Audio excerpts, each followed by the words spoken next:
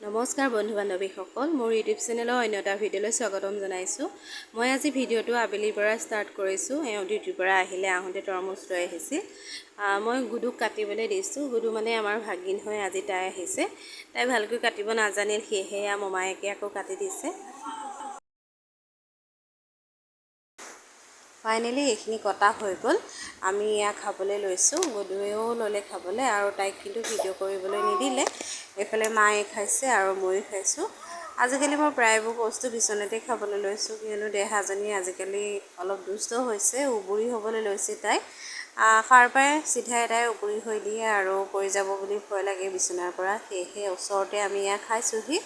আমি খাই থাকোঁতে এয়া পলি আহিল, পলি বা আকৌ এয়া খাবলৈ দিছোঁ তৰমুজ।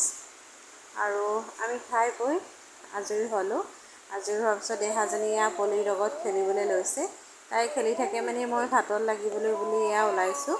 মায়ে ভাতখিনি খোৱালে, মই মাংস বনাবলৈ লৈছোঁ। আজি মাংস একদম চিম্পুলকৈ বনাইছোঁ, কিয়নো ছোৱালীও আমনি কৰি আছে মাজে মাজে, সেয়েহে তাৰ ওচৰলৈ গৈ থাকিবলগীয়া হৈছে। আৰু আজি মই মাংসখিনিত ঘৰৰ আলু ব্যৱহাৰ কৰিছোঁ, ডাঙৰ আলু ব্যৱহাৰ কৰা নাই। আলুখিনি মই প্ৰথমে বইল কৰি লৈছিলোঁ।